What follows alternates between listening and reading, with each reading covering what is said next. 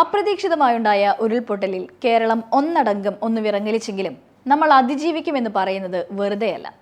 കാരണം ദുരിതബാധിതർക്ക് ഒരു കൈത്താങ്ങാവുക എന്ന ലക്ഷ്യത്തോടെ ഗൾഫ് ഫോക്കസ് തുടങ്ങി വെച്ച വയനാട്ടിലെയും വിലങ്ങാട്ടെയും ഒരു കുടുംബത്തിലെ ഒരാൾക്ക് ജോലി എന്ന ഉദ്യമത്തിന് 2 ദിവസം കൊണ്ട് ലഭിച്ചത് മികച്ച പ്രതികരണമാണ്. 25-ലധികം ഓഫറുകൾ ഞങ്ങളെ തേടിയെത്തി. നിങ്ങളുടെ സ്ഥാപനത്തിൽ ഏതെങ്കിലും ഒഴിവുകളുണ്ടെങ്കിൽ ഗൾഫ് ഫോക്കസിനെ അറിയിക്കുക. ഏതായാലും 100 എന്ന ലക്ഷ്യത്തിലെത്താൻ വളരെയധികം നാൾ വേണ്ടി വരില്ല എന്ന് ഞങ്ങൾ ഉറച്ചു വിശ്വസിക്കുന്നു. നോക്കാം ഇന്നത്തെ ഗൾഫ് വാർത്തകൾ. ഗൾഫിൽ വിവിധ ഇടങ്ങളിലായി മഴ ശക്തമാണ്. ഒമാനിലും സൗദിയിലും UAE-യിലുമെല്ലാം മഴ പെയ്യുന്നുണ്ട്. ഒമാനിലാണ് അതിശക്തമായ മഴ പെയ്യുന്നത്. ഇന്നലെ രാവിലെ ആരംഭിച്ച മഴ ഇന്ന് രാവിലെ കൂടുതൽ ശക്തമാവുകയായിരുന്നു. ഇസ്കി സിനാവ് റോഡിൽ 5 പേർ സഞ്ചരിച്ച വാഹനം മലവെള്ളപ്പാച്ചിലിൽപ്പെട്ട് ഒരു കുട്ടി മരിച്ചതായും 4 പേരെ രക്ഷപ്പെടുത്തിയതായും റോയൽ ഒമാൻ പോലീസ് അറിയിച്ചു.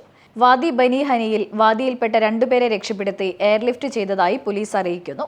ഒമാന്റെ വടക്കൻ മേഖലയിൽ ശക്തമായ കാറ്റിന്റെയും ഇടിമിന്നലിന്റെയും അകമ്പടിയോടെയാണ് മഴ പെയ്യുന്നത്. ബുധനാഴ്ച വരെ മഴ തുടരുമെന്നാണ് സിവിൽ ഏവിയേഷൻ അതോറിറ്റിയുടെ മുന്നറിയിപ്പ്.